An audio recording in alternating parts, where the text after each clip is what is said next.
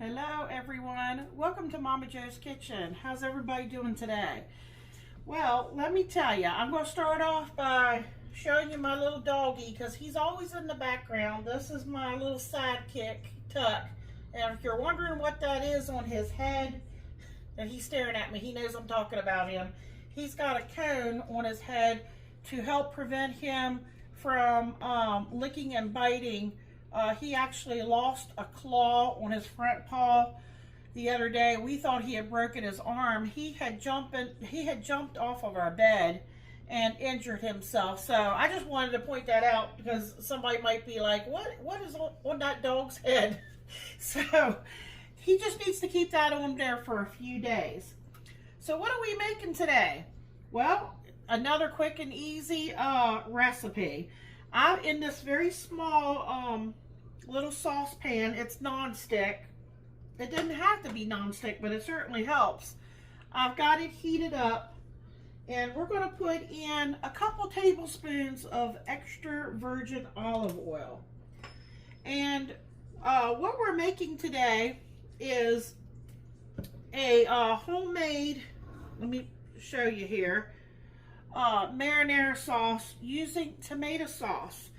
Now, by all means, if you happen to have a jar of marinara sauce, on hand, that would be perfect. Or maybe if you don't, want to go this route, I'm going this route because I had that jar of tomato sauce sitting up in the cabinet, and I did not feel like running to the grocery store just to buy a jar of marinara sauce.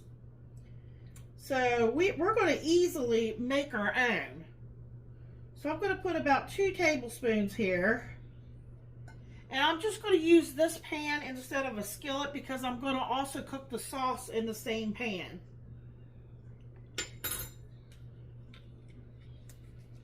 And we're also going to take, I'm using the last box up in my freezer. There was a sale back, I guess maybe it was about 3 or 4 months ago at my local Dollar Tree for the Mrs. T's Pierogies. And I think they were at one time like $3 a box, and then they marked them down to $1.25 in their freezer section. So I bought like 3 or 4 boxes. So we have used the pierogies. I've made them for my grandsons. I've made them into a casserole. If you want to check that out, I have that on my channel. But what we're going to do with this last box is we're going to dredge them in some flour, and we're going to put them in an egg wash. And then we're going to coat them in some breadcrumbs, and we're going to bake them in the oven. So I have my oven preheating right now to 400 degrees. Then over here, I've taken a baking sheet, and I have greased it with, I just use bacon grease that I keep in the refrigerator. You could just use some nonstick spray or whatever you have on hand.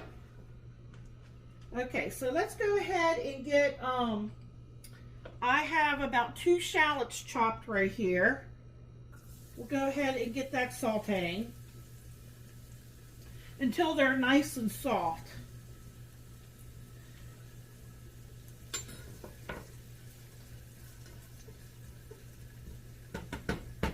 And let me tell you, with marinara sauce, we don't want it to be, we don't want a lot of moisture, or excess moisture to build up in it, so I will not be using a lid.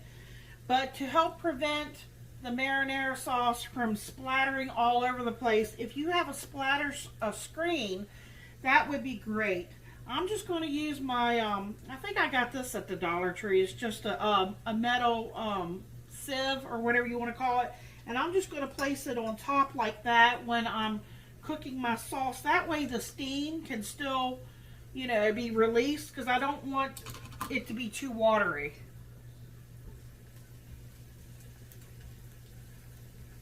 Okay, now I'll just discuss some other things with you here. This was a very large garlic clove, and I probably ended up only using about half of that. You can use as little or as much as you want. And then I have about 2 tablespoons of tomato paste. I have some fresh basil, but I won't put this in till closer to the end, because if you put fresh basil in too soon, it could become bitter. We don't want it to be bitter.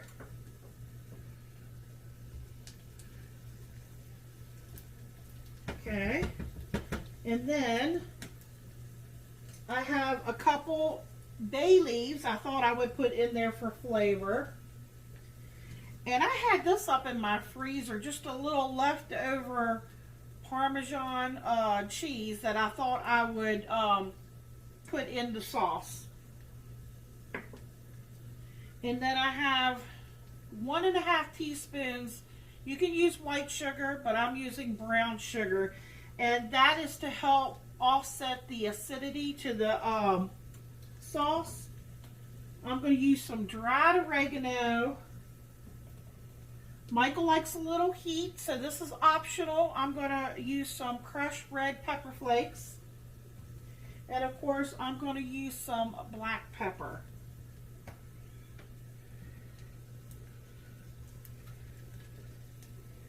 Okay. All right, I'm going to go ahead and add my garlic.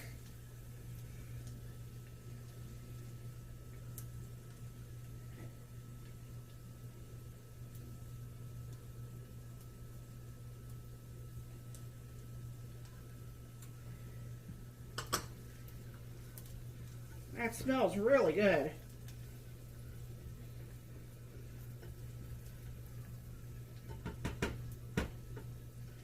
Okay, so while I'm waiting for that, back here I have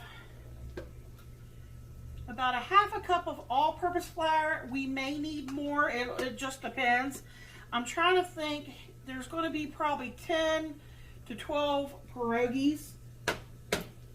And I probably have about 1/2 cup of the Italian style breadcrumbs here. And I have 2 eggs here. Okay, we don't want to leave that in there too long.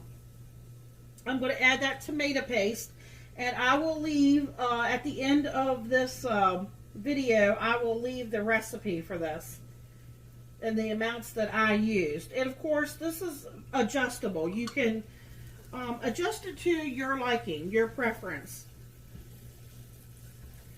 Now, the tomato paste actually works as a thickener to help thicken.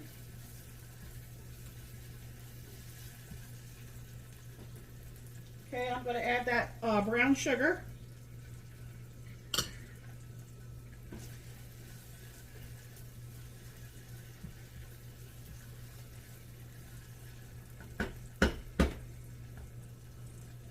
And I'm going to get some black pepper here. I'm probably going to put in about a teaspoon. Michael loves black pepper. Okay,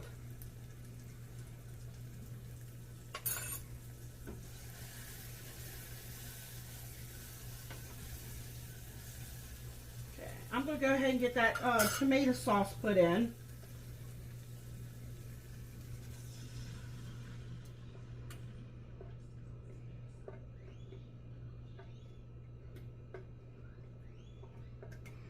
Now, I probably will end up not using all of this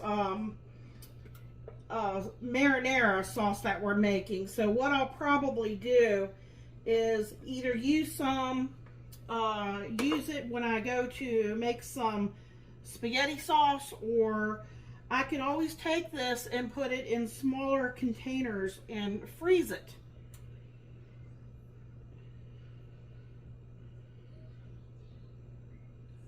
Okay, now I still have, I want to go ahead and add my oregano leaves.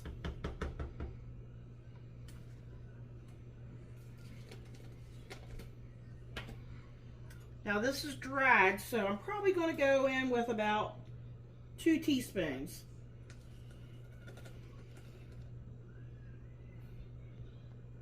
Okay. There's the lid.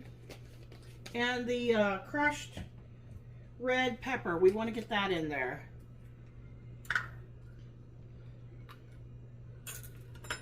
I'm probably going to do about a tablespoon for Michael.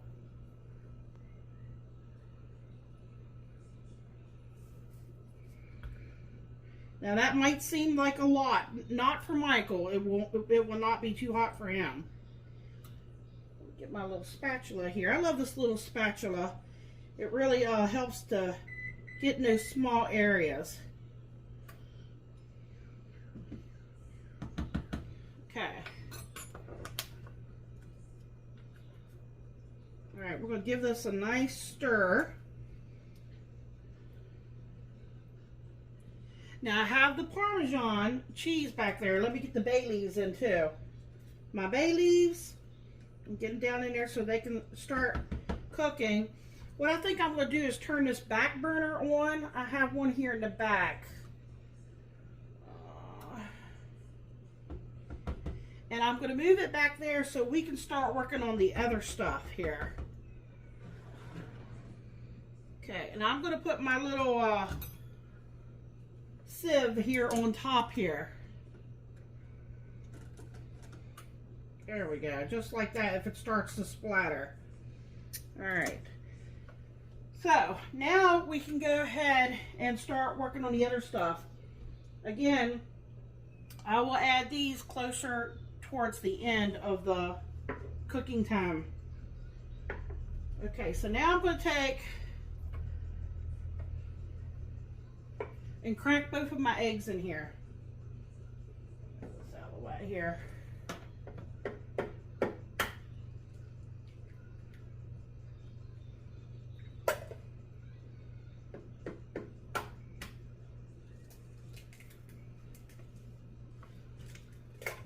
Okay, now I'm just going to take a fork and just kind of whisk my egg here. I got a little bit of milk. I'm just going to put a splash of milk in.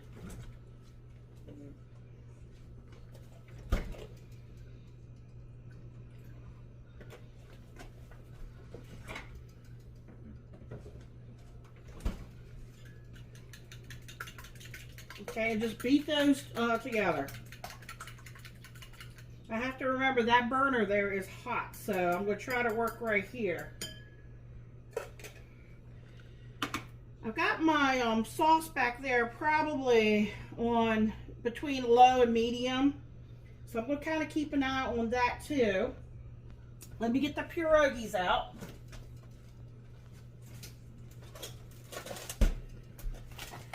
Here they are. So they're still frozen. I want them to be frozen because I think they're a little bit harder to work with if you were to thaw them.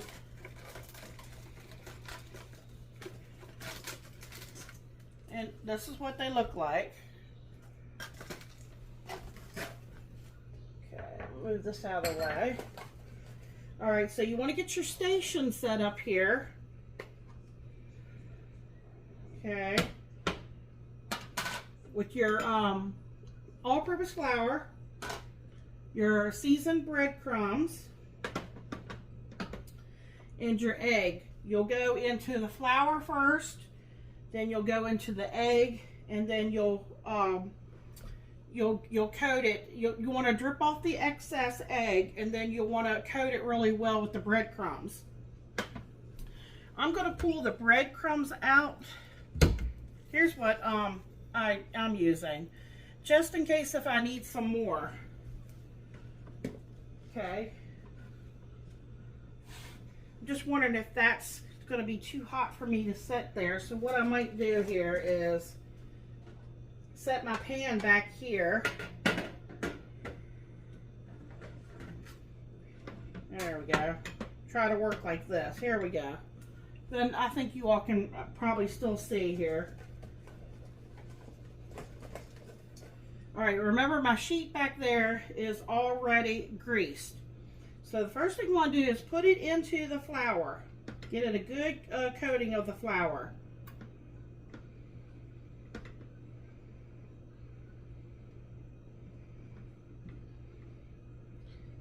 That is going to help everything to stick. Now we're going to put it down into the egg. And then we're going to put it into the breadcrumbs.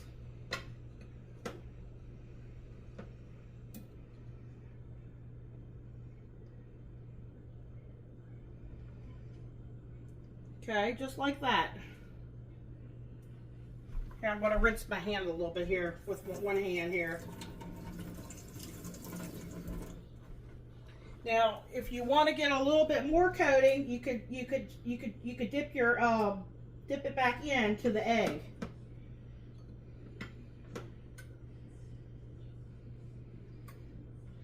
Just like so, and then back into your breadcrumbs.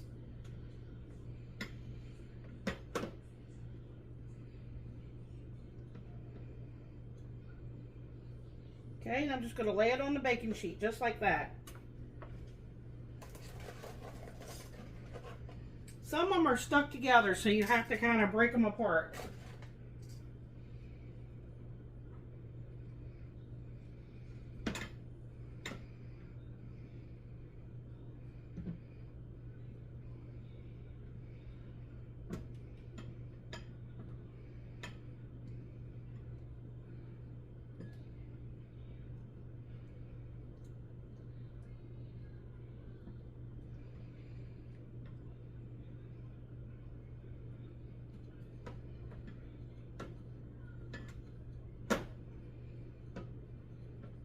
Okay, so just keep coating it and then shake off the excess.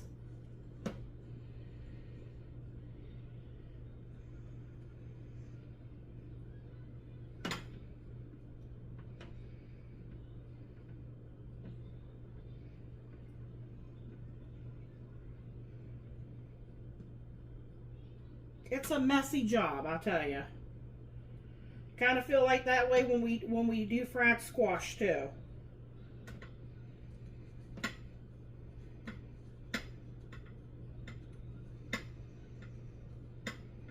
Kind of take your fingers and kind of press it on there.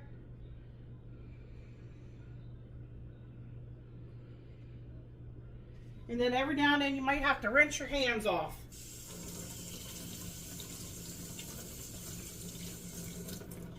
To be honest with you, I have tried using like forks and things too, but I still feel like I end up using my hands.